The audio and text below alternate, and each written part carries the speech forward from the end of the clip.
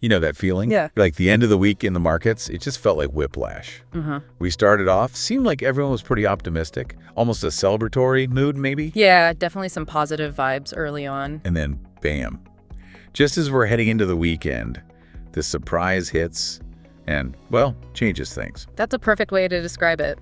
So yeah, this deep dive, we're going to unpack those key moments from the past week, everything up to Friday, May 16th. Right. We're working off a market wrap-up report from Saturday. And look, the mission is pretty simple. We want to pull out the really crucial stuff, figure out what it might mean for you without, drowning in jargon. Exactly. Because earlier in the week, it really did feel like the market got a bit of a shot in the arm. It did. You had the U.S. and China hitting pause on those new tariffs. That seemed to calm nerves quite a bit. Big relief there. And then, well, the AI story just keeps rolling. Nvidia, especially, just seemed like nonstop enthusiasm. Yeah, that combination, the trade truce plus AI, it definitely created a real positive wave. But then Friday, Yeah. late Friday, that Moody's news. Yep. The curveball. Moody's downgrading the U.S. credit rating, that certainly shifted the narrative we'd been watching all week. Okay, so let's get into it. First off, the numbers. For most of the week, things looked pretty solid, didn't they? They did, yeah. The Dow, it finished the week up 0.78%. Okay. The S&P 500 also up 0.70%. And importantly, it's actually positive for the year now. Had that 5-day winning streak going into Friday. Right, that streak was noticeable. And the Nasdaq Composite kept pace, up 0.52% for the week. But the weekly gains, those were the really eye-popping ones, weren't they? The report said it was the best week since, what, the AI melt-up in January? Exactly. The S&P 500 jumped, get this, 5.3% for the week. Yeah. Nasdaq surged 7.2%. Even the Dow, usually a bit steadier, gained a solid 3.4%. Good. It just highlights that strong momentum we saw, before Friday afternoon. So what was fueling all that good feeling before the Moody's news? You mentioned a couple of things. Yeah, the first big one was absolutely that U.S.-China tariff pause. It was a 90-day agreement. Okay. And it involved a pretty significant reduction, 115 percentage points in those reciprocal duties. That immediately took some trade war anxiety off the table. And you could almost feel the market relax a bit, less volatility. Precisely. That renewed risk appetite, as they call it, it pushed the VIX, the fear gauge, pushed it below 20, first time in about a month. So less nervousness overall. Okay. And the other driver? AI again? AI again. The report called it AI Trade 2.0.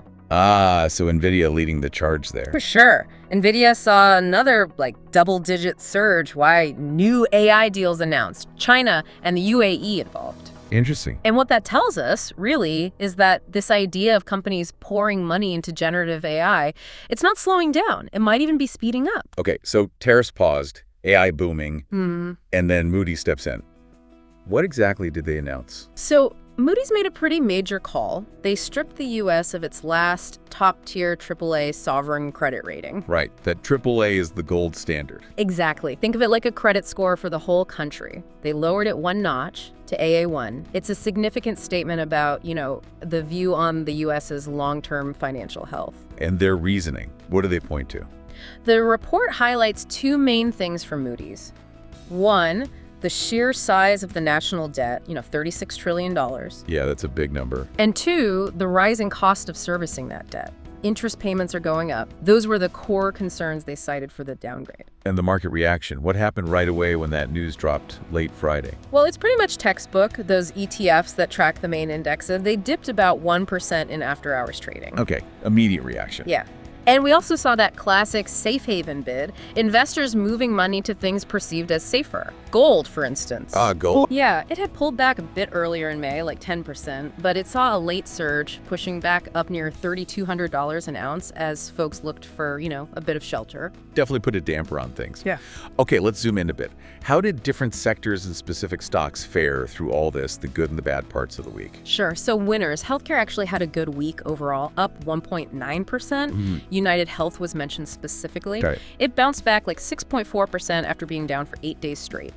And like we said, the big tech names, mega cap tech, Nvidia up 15% week over week, Tesla up 17%, just huge gains, really fueled by that AI and trade optimism earlier. And on the losing side, who felt the pressure? Well, the companies that make the equipment for chip makers, the semi-cap equipment sector, they were down 6.6%. Ouch. Applied Materials got singled out. Apparently they had a top-line miss, meaning their revenue wasn't quite what people expected. Gotcha. Any others? Energy was slightly down, just 0.2%. The price of WTI crude oil, it did have its second positive week. But the gains were sort of capped because there's still talk about OPEC plus maybe increasing supply even more. Right, that supply question. That brings us to the bigger picture stuff. Macro factors, geopolitics.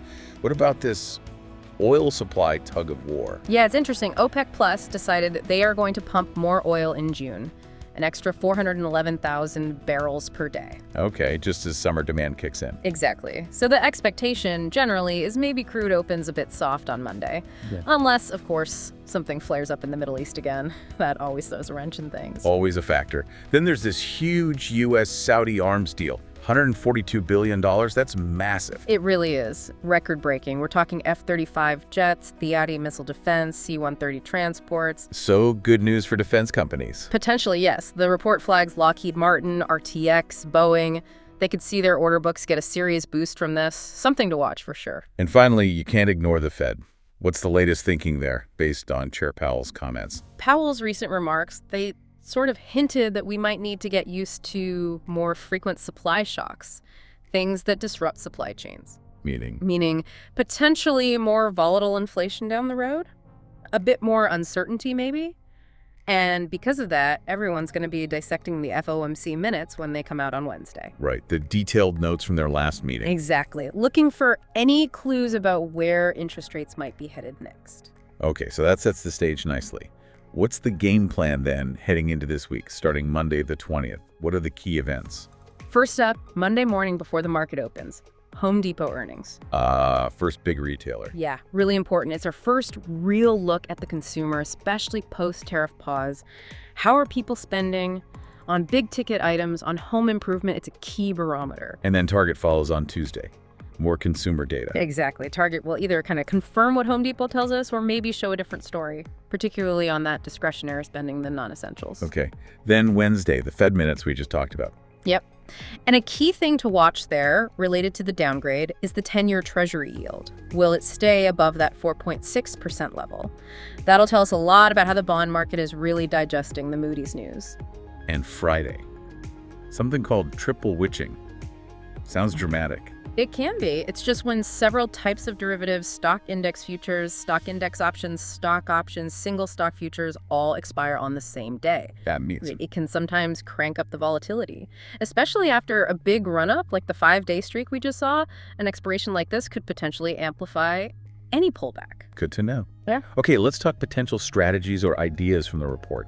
And, the standard disclaimer applies. Absolutely. Not financial advice, just observations from the analysis. Right, so first idea. It focuses on those AI chip stocks again, Nvidia, AMD.